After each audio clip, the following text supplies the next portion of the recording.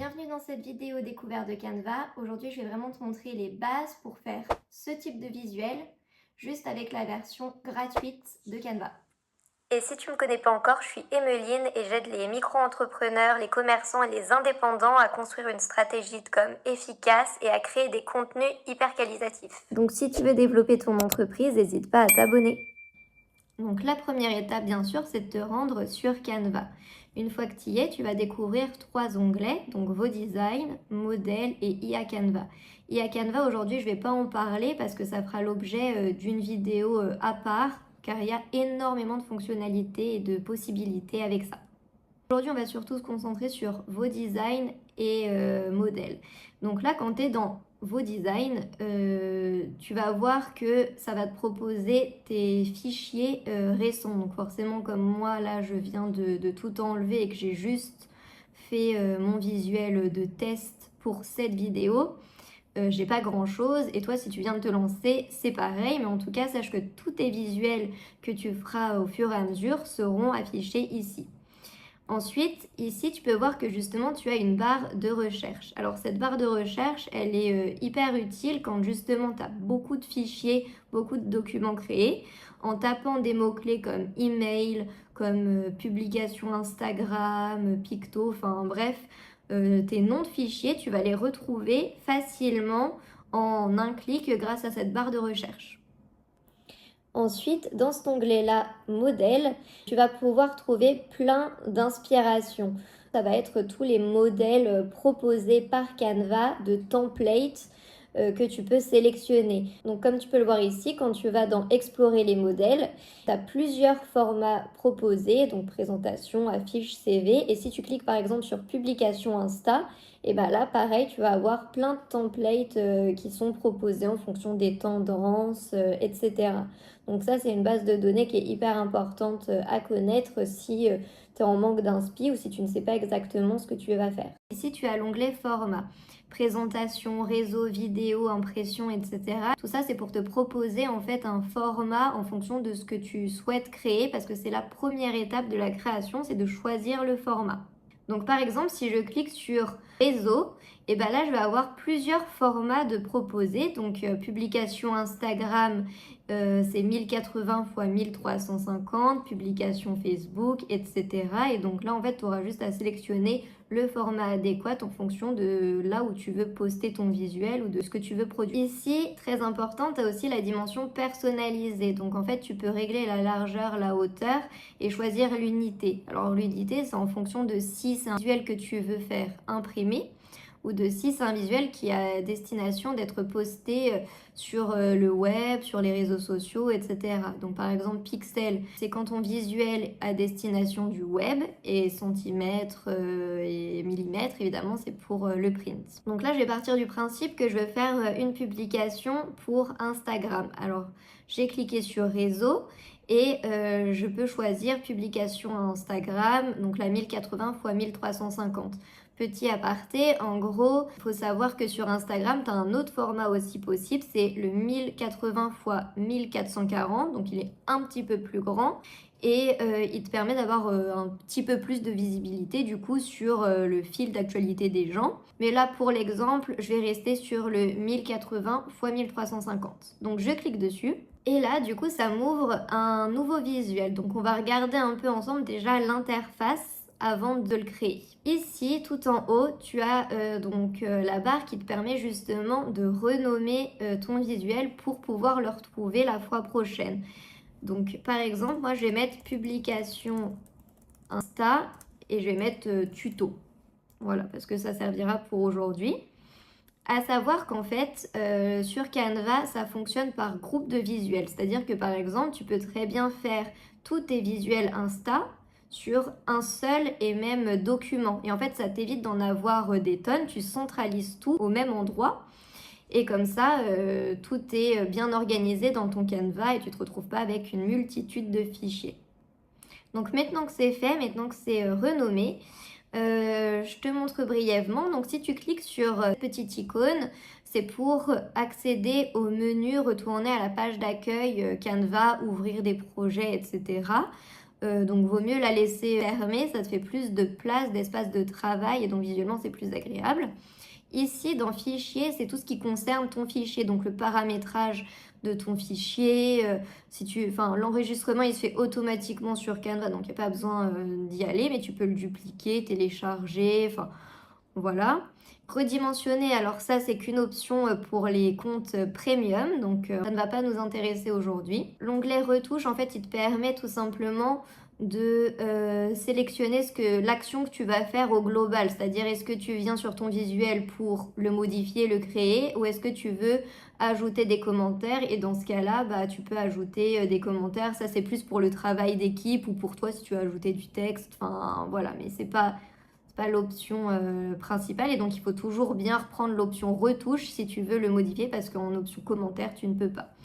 Ici c'est annuler et refaire, donc en fait si tu fais une manipulation sur ton visuel et que tu veux retourner en arrière, que tu veux l'annuler, tu cliques ici, et si tu veux la refaire, et ben tu cliques ici. Donc comme tu le vois, il y a aussi des raccourcis clavier qui sont, moi qui utilise Mac, Command Z, et sur ton PC si tu utilises Windows, c'est CTRL Z, CTRL majuscule Z pour refaire. Donc tu as juste à regarder là, de toute façon c'est indiqué, ça te fait vraiment gagner du temps. Ensuite ici c'est juste pour t'indiquer que tout est ok, que ton visuel s'enregistre bien.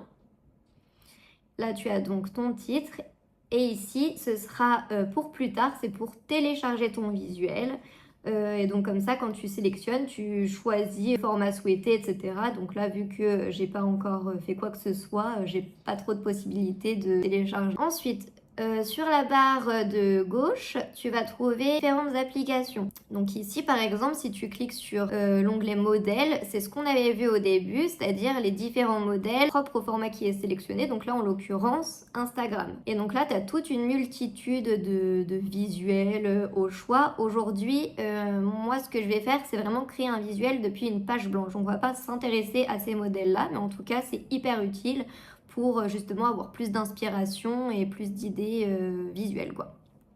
Ensuite, tu as l'onglet éléments. Donc lui, il est vraiment hyper important parce que c'est là où tu vas trouver les illustrations, les pictos, les photos, etc., etc. En gros, tous les éléments qui vont construire ton visuel, ton design, et ben, ils se trouvent ici. Donc par exemple, imaginons que je veuille rechercher un élément. J'ai juste à taper un mot-clé, par exemple chat. Voilà, je vais rechercher un chat. Et donc là, je vais avoir le choix entre illustration, photo, 3D, vidéo. Je vais même avoir des audios. Donc vraiment, c'est très large. Alors après, forcément, plus le mot-clé est précis, moins tu vas avoir de choix. Mais vraiment, sur Canva, tu as une base de données incroyable en illustration. Le seul souci, c'est que nous, on est en version gratuite. Et du coup, on ne va pas avoir l'intégralité du panel d'illustration, de photos, etc., de contenu proposé par Canva. Tout ce qui est avec la petite couronne là, eh ben, on n'y a pas accès malheureusement. Mais si tu cliques sur illustration, tu peux voir qu'il y en a quand même des gratuits qui sont plutôt pas mal, donc faut faire avec quoi. Ensuite, tu vas avoir l'onglet texte. Donc ça, pareil, c'est super important parce que c'est ce qui te permet justement d'ajouter tous les textes à ton visuel. Donc en gros ici tu peux voir que tu as identité visuelle et il y a à modifier avec la petite couronne. Donc ça pareil, en fait c'est pour créer toi ta propre identité de marque qui est juste en dessous d'ailleurs, marque. Je ferai toute une vidéo d'ailleurs à ce sujet pour créer une identité visuelle à partir de rien et juste avec Canva si ça t'intéresse, et je la posterai certainement la semaine prochaine. Petit aparté, donc cet onglet-là en fait il te permet justement d'enregistrer ton identité visuelle, donc tes couleurs, ta police, tes icônes, tes photos, etc. Enfin bref, c'est assez pratique et ça te fait gagner du temps, mais évidemment c'est que pour la version premium, et donc aujourd'hui on est sur la version gratuite, donc on va pas trop en parler. Par contre ici, tu as ajouté une zone de texte, ajouter un titre, etc. Donc en fait, ajouter une zone de texte suffit parce qu'il n'y a pas de paramétrage enregistré en amont. Et donc du coup, dans tous les cas, que tu ajoutes ça ou ça, c'est juste la taille qui change, mais tu peux de toute façon le modifier par la suite. Voilà pour cette partie. Donc marque, on n'en parle pas. Importer. Donc sur importer, tu vas trouver toutes les photos, les images que tu importes sur ton visuel. C'est-à-dire que si par exemple je prends une image Google ou de mon PC, elle va se retrouver directement ici. Elle va pas se retrouver dans les éléments, elle va vraiment aller ici. Donc si tu la trouves pas, c'est parce qu'elle est ici. Ensuite, dans les outils, donc là en fait c'est un peu un raccourci des éléments principaux, donc le texte, les tableaux, les formes, etc. Et ça te permet aussi de dessiner si ça te chante, voilà, tu peux ajouter des lignes, tu peux ajouter aussi des post-it. Enfin voilà, c'est juste un petit raccourci d'outils. Dans projet, c'est tous les projets que du coup tu as déjà créés. Et en fait, pour le coup, tu peux aussi enregistrer des dossiers. Ça te permet justement de piocher dans tes dossiers et de les ajouter directement à ton visuel sans avoir à les importer à chaque fois à ton visuel, quoi. C'est un peu ta base de données personnelle pour la création de tes visuels. Et enfin, le dernier onglet, c'est la partie application. Donc ça, par contre, si tu ne l'utilises pas, comme beaucoup de gens qui débutent un peu sur Canva ou même qui sont souvent sur Canva mais qui connaissent pas tout Canva, eh bien si tu ne l'utilises pas, tu perds 90% de l'intérêt de Canva parce qu'en fait il y a énormément d'applications hyper utiles pour la création des visuels. Donc vraiment je te conseille de chercher, de fouiller, de regarder. Et moi ce que je fais à chaque fois, c'est qu'en fonction du besoin que j'ai d'une fonctionnalité, je vais taper le mot-clé dans la barre de recherche. Par exemple, fusion d'images ou choses comme ça. Et en fait, ça va te proposer des applications en fonction du besoin que tu as. Donc, il y a énormément d'applications sur Canva. On ne va pas toutes les voir aujourd'hui et on va juste en voir quelques-unes pour la création du visuel. Et je te montre tout de suite comment faire.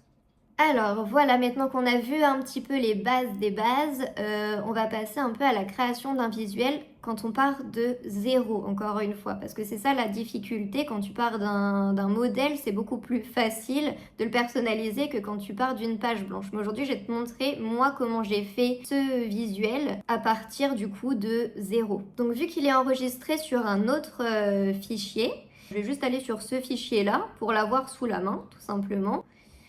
Et donc, je vais repartir d'une page blanche. Voilà, et je vais te montrer maintenant comment je l'ai créé. Alors, déjà, quand tu arrives ici, ça c'est ton espace de travail principal. Tu arrives sur une page blanche et en fait, pour la modifier, pour modifier la couleur, parce que c'est généralement la base de ta création, c'est de modifier le fond. Tu vas dans couleur d'arrière-plan et ici, tu vas avoir des couleurs. Alors là, tu vois que j'en ai déjà d'enregistré parce qu'en fait, ça a pris en compte les couleurs qui étaient sur mon visuel. Comment j'ai fait pour avoir une palette de couleurs? Ce que j'ai fait, c'est que j'ai utilisé une application justement Canva que je vais te montrer tout de suite et qui peut être hyper utile. Donc tu vas dans application et là tu écris Color Palette. Tu prends la première et comme tu peux le voir dans la description, là elle est pas vide parce que je l'ai déjà fait tout à l'heure et du coup ça l'a enregistré. Donc qu'est-ce que j'ai écrit? Tout simple. J'ai mis je suis fleuriste, je veux une palette chic avec un vert profond et une couleur fuchsia ainsi qu'une couleur beige. Voilà quoi, genre truc basique. Et j'ai cliqué sur générer une palette. Quand tu cliques là-dessus, tu vas avoir, en fonction du nombre de couleurs que tu as sélectionné, donc là j'ai laissé 5 pour qu'il m'en propose d'autres, tu vas avoir du coup une proposition de 4 ou 5 palettes et tu auras juste à l'ajouter. Une fois que tu l'as ajouté, toutes ces couleurs-là, elles vont s'enregistrer directement dans ton visuel en fait et tu pourras sélectionner celles qu'il te faut en fonction de tes éléments. Donc là, ça m'a proposé, comme tu le vois, plusieurs palettes. Donc vu que j'en avais déjà généré une et sélectionné une tout à l'heure, je te le fais juste pour l'exemple. Je vais prendre la première, peu importe. Je clique sur ajouter comme SVG et en fait, automatiquement, quand je vais retourner dans couleur d'arrière-plan, eh bien ça m'a ajouté les couleurs de cette palette. Donc c'est hyper pratique parce que là par exemple si je veux changer cette couleur là, j'ai juste à aller dans couleur du texte et tu vois, je peux ajouter celle-ci par exemple que j'avais pas tout à l'heure. Donc moi je vais supprimer juste cette palette parce que de toute façon j'ai déjà mes couleurs d'enregistrer vu que j'ai déjà fait le visuel, donc ça reste dans tous les cas. À partir du moment où tu as utilisé une fois la couleur sur Canva, elle reste. Maintenant, je vais commencer par ajouter mon fond. Donc moi, je suis partie du principe que j'étais fleuriste et que je voulais créer un visuel assez sobre, assez minimaliste pour parler d'une promotion de Saint-Valentin. Bon, c'est passé, c'était il n'y a pas longtemps, mais voilà, c'est le premier truc qui m'est venu à l'esprit. Et donc du coup, je me suis dit que j'allais ajouter plutôt un fond vert profond, mais voilà, ça fait un peu un vert quand même assez chic et tout, tu vois. Donc il faut toujours choisir tes couleurs aussi en fonction de ce que tu veux montrer aux gens, en fonction de ton univers. Donc maintenant que j'ai ajouté mon fond, je vais ajouter mon texte. Alors pour ça, je vais dans texte, tout simplement.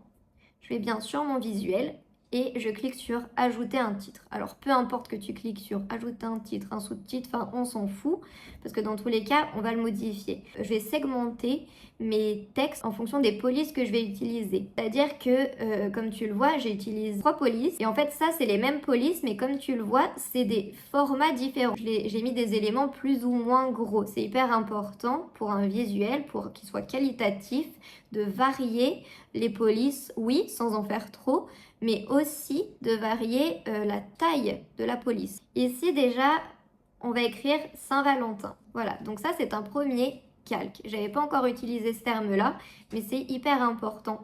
En gros, un calque, il faut que tu t'imagines que c'est un élément ou un ensemble d'éléments. Par exemple, un élément textuel, comme là, Saint-Valentin, et ben ça compte comme un calque sur ton visuel. Je vais t'expliquer après pourquoi c'est important de comprendre cette notion. On continue.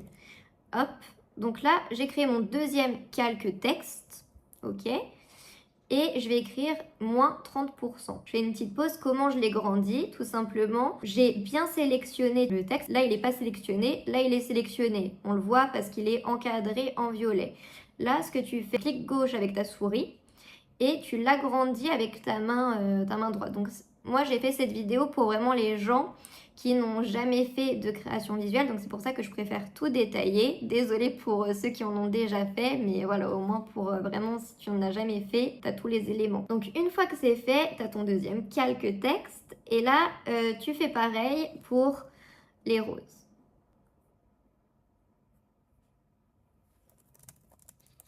Et vu que tu as compris cette étape-là, je vais aller un peu plus vite et je vais faire les autres.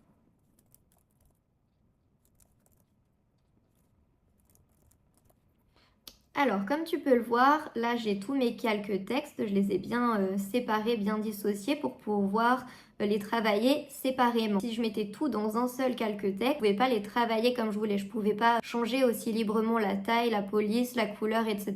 C'est beaucoup plus compliqué. Donc il vaut mieux segmenter tous tes textes pour que ce soit beaucoup plus simple finalement après dans la création de ton visuel. Je vais sélectionner offrez-lui le meilleur. Donc là comme tu le vois, j'ai fait un saut de ligne. Si je fais pas de saut de ligne, tu vois, ça me met à l'infini finalement mon texte à la suite. Et moi je voulais que ce soit sur 2 lignes, mais vu que ça sera la même police d'écriture, etc., j'ai pas besoin de le dissocier et de faire 2 calques. Donc je saute une ligne et là par contre il y a un truc qui me chiffonne, c'est que j'ai finalement un grand espace, je trouve, et que c'est pas très esthétique, tu vois, entre offrez-lui et le meilleur. Alors ce que je vais faire, c'est que je vais aller dans paramètres avancés. Et là, ça va me permettre, tu vois, de modifier l'interligne. Et en fait, en le modifiant, je peux le réduire et finalement rapprocher mon texte. Voilà, une fois que c'est fait, j'ai bien tous mes calques. Mais pour l'instant, ça ressemble clairement à que dalle en fait. Donc du coup, ce qu'on va faire, c'est qu'on va donner du relief à tout ça. Et pour ça, déjà, on va commencer par changer les polices d'écriture pour avoir quelque chose de beaucoup plus qualitatif. Donc pour ce faire, moi évidemment je vais un peu abréger et donc j'avais déjà fait mon visuel pour pas y passer 3 plombes, mais ça demande un minimum de recherche, trouver en fait le bon équilibre et l'harmonie entre tes polices d'écriture. C'est pour ça que on parle d'identité visuelle, de charte graphique, parce que tu es supposé avoir toujours un peu les mêmes polices d'écriture, les mêmes couleurs, etc. Et comme ça, quand tu vois qu'elles s'accordent bien, que ça matche bien, tu les réutilises et c'est beaucoup plus simple pour faire tes visuels. Donc du coup, moi j'avais déjà un peu trouvé ces 3 polices d'écriture qui matchent bien. Et ce que je vais faire, c'est que je vais tout simplement chercher pour modifier ces polices d'écriture. Donc pour la première Saint-Valentin, qui est un peu en mode écriture manuscrite, j'ai trouvé la britannique. Donc je l'utilise, voilà, je vais juste regarder la taille que j'avais mise, comme ça je m'embête pas à le régler, j'avais mis à peu près 52, mais je te montre comment on fait. Donc tu cliques là, et tu cliques ici pour modifier la police. Et là, tu peux directement écrire 52. Après, pour tes ajustements, encore une fois, c'est au niveau des coins que ça se passe. Donc à chaque fois, les coins, ils te permettent d'agrandir ou de rétrécir ton image. Ensuite, la deuxième police d'écriture, c'est Poppins. Et donc là, je vais toujours pareil dans l'onglet police, je sélectionne Poppins.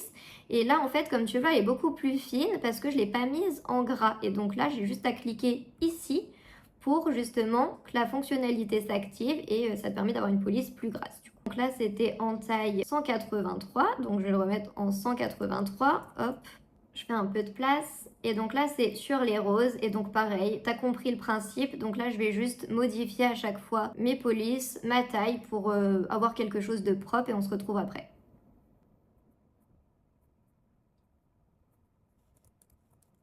Donc une fois que c'est fait, déjà tu vois que c'est quand même beaucoup plus clean, mais c'est quand même pas encore hyper travaillé. Alors, on va commencer déjà par l'image. Et tu vois cette image, donc là on voit pas très bien, mais j'ai fait un effet dégradé. Et je vais te montrer comment faire avec un autre outil, une autre application de Canva. Je vais dans éléments, moi j'avais déjà ces fleurs là, donc j'ai pris, j'ai pas triché, hein, j'ai pris la version gratuite. Et donc une fois que j'ai ajouté ces fleurs à mon visuel, je les rétrécis un peu pour y voir plus clair. Et là je vais aller sur application et je vais chercher image Blender. Et donc ça, c'est vraiment une application qui est super bien et qui rend tes visuels beaucoup plus professionnels parce que ça te permet de créer une sorte de dégradé, de flou entre le fond et ton image. Donc je te montre tout de suite pour que ce soit plus clair. Là, j'ai sélectionné mon image, je suis bien dessus et je clique sur linéaire. Et voilà, et en fait là, tu vois, si je fais ça, ça te permet d'ajouter justement un dégradé en fait à ton image pour qu'il y ait un fondu en fait entre le fond de ton image et ton image. Donc c'est vraiment une application qui est hyper utilisée, tu peux la noter, l'enregistrer parce que elle sert pour énormément de visuels. Donc là, voilà, je règle un peu comme je le sens. Voilà, une fois que c'est fait, j'oublie pas de sauvegarder. Donc là, je sauvegarde. Voilà le résultat, ça fait déjà beaucoup plus quali. Ensuite, comme tu peux le voir aussi, j'ai ajouté une sorte de cadre autour des éléments que je voulais mettre en avant. Donc ici, quand on reprend mon visuel final, j'ai ajouté un cadre autour du 30% sur les roses, voilà, donc de l'offre en fait principale. Et j'ai ajouté un cadre à ce qu'on appelle le call to action. Donc en fait, en gros, c'est le site, l'action en gros à laquelle tu invites ton prospect, le lecteur, ton client, enfin voilà. Donc là, par exemple, j'invite les gens à aller sur meilleurfleuriste.com. Après, on peut imaginer que c'est plutôt une offre en magasin et donc j'aurais peut-être plutôt pu mettre finalement l'adresse. Mais bon, je vais laisser comme ça, c'est juste pour l'exemple. On revient à ces petits cadres-là que j'ai ajoutés. Donc, où est-ce qu'ils se trouvent? Eh bien, ils se trouvent tout simplement dans éléments. Donc, tu vas dans éléments et tu vois ici, première catégorie, c'est les formes. Donc, tu cliques là et là, tu vas avoir plein de formes, hein, plein de formes de base, des étoiles, des machins. Bon, donc là, ce que je vais faire, c'est que je vais prendre mon carré et je vais enlever le fond. Donc, je clique sur couleur. Et là, je clique ici. Donc à chaque fois, pour toutes les formes, les éléments, etc., généralement, tu peux enlever la couleur. Et donc là, forcément, il disparaît parce qu'il n'y a pas de couleur. Il n'y a rien, en fait. Et donc, ce qu'il faut faire, c'est aller dans style de trait. Et là, ça va te permettre de mettre un contour. Donc moi, ce que je fais, c'est qu'à chaque fois, j'en mets un assez léger. Tu vois, ici, tu peux modifier l'épaisseur du trait. Tu peux aussi modifier la forme. Est-ce que tu mets des pointillés, des tirets, des trucs, enfin... Tu mets ce que tu veux, quoi, et puis tu règles l'épaisseur comme ce que tu préfères. Donc là, j'ai mis 2 et je vais mettre un contour. Je crois que j'avais mis du blanc, donc je mets du blanc.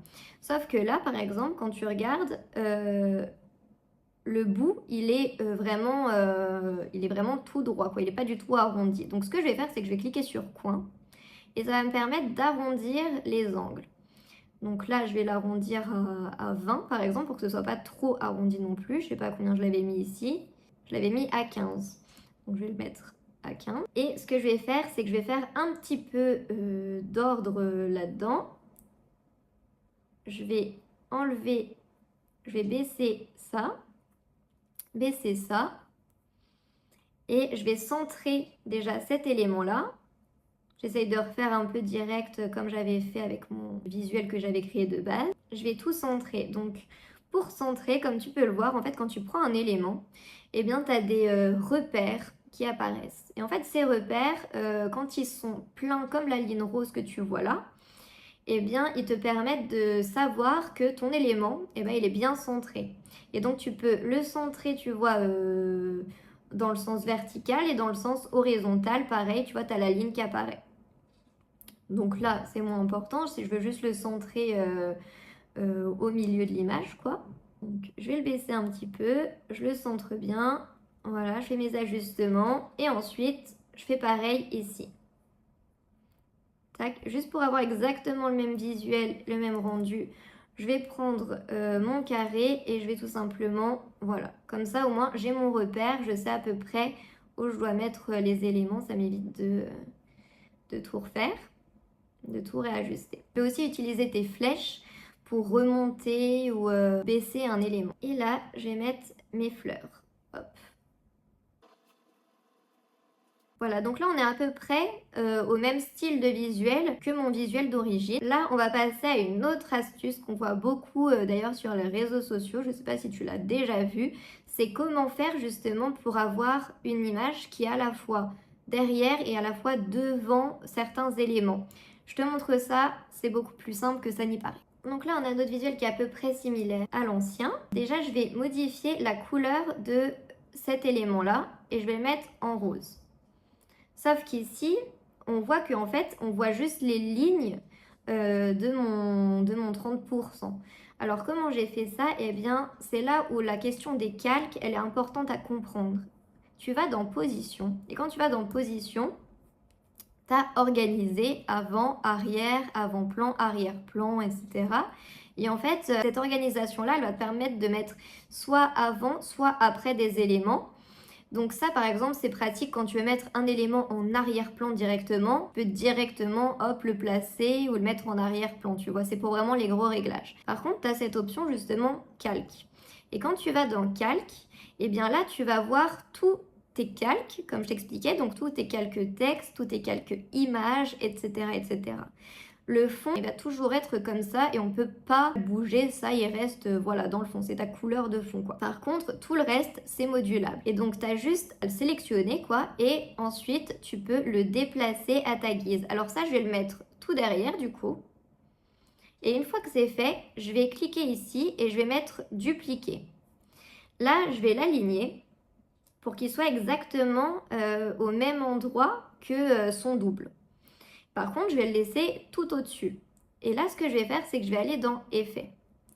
Là, dans Effets, tu vas voir, il y a plein de possibilités. On en verra quelques-unes autres après.